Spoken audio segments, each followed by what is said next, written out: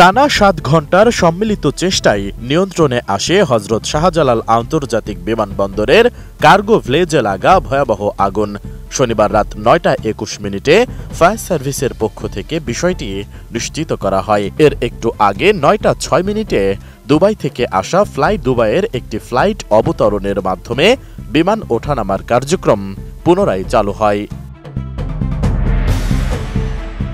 তবে অগ্নিকাণ্ডের এই ভয়াবহ ঘটনা দেশের রপ্তানি খাতে নতুন করে উদ্বেগের সৃষ্টি করেছে।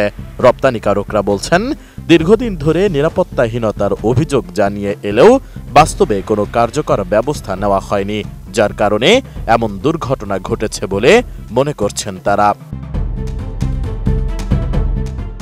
এদিকে কার্গো ভ্লেজে অগ্নিকাণ্ডের ঘটনায় ক্ষতির পরিমাণ জানার চেষ্টা করছেন রপ্তানিকারক প্রতিষ্ঠানের সংগঠনগুলো। এরই মধ্যে তাদের স্ব সদস্যদের নির্ধারিত ফরম্যাটে ক্ষতি হওয়া পণ্যের তালিকা দিতে চিঠি দেওয়া হয়েছে।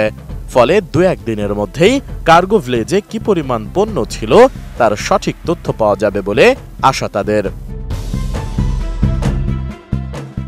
একই সঙ্গে বিমানবন্দরের কার্গো ভ্লেজের কার্যক্রম কতদিন বন্ধ থাকবে সেই অনিশ্চয়তাও রয়েছে তাদের মধ্যে।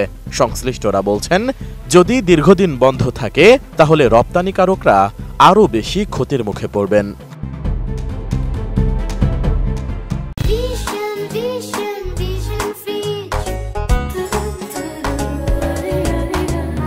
তাছাড়া কার্গো সেকশন দিয়ে দেশ থেকে সাধারণত তৈরি পোশাক, পচনশীল পণ্য যেমন শাকসবজি, ফলমূল, পান ইত্যাদি রপ্তানি করা হয় বেশি। পাশাপাশি আন্তর্জাতিক কুরিয়ার সার্ভিসগুলোর মাধ্যমে পণ্য এবং বিভিন্ন ডকুমেন্টও রপ্তানি হয়। সেক্ষেত্রে এ ধরনের ব্যবসায়ীরাই বেশি ক্ষতিগ্রস্ত হবেন। গার্মেন্টস পণ্যের ক্ষতি নিয়ে বাংলাদেশ পোশাক প্রস্তুতকারক ও রপ্তানিকারক সমিতি বিজিএমই এর সভাপতি মাহমুদ হাসান খান বলেন, কি পরিমাণ পণ্যের ক্ষতি হয়েছে এই মুহূর্তে তাদের কাছে কোনো তথ্য নেই। তবে সাধারণত বিজিএমই এর সদস্য কারখানাগুলো প্রায় সবাই এয়ারে পণ্য পাঠান। প্রতিদিন গড়ে ২০০ থেকে ২৫০টি কারখানার পণ্য রপ্তানি হয়ে থাকে। সে হিসেবে শনিবার ২৫০ কারখানার পণ্য ক্ষতিগ্রস্ত হওয়ার আশঙ্কা রয়েছে তার।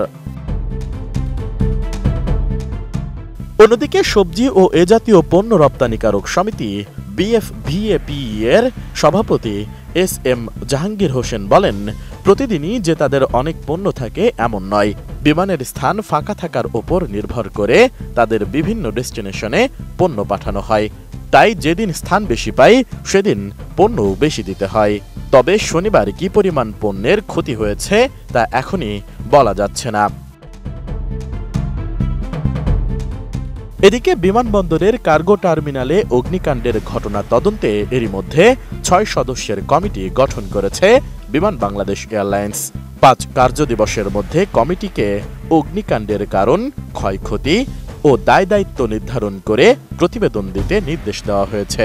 এই প্রতিবেদনের পর ক্ষয়ক্ষতির সঠিক পরিমাণ জানা যাবে। S I Raj, ATN news, Dhaka.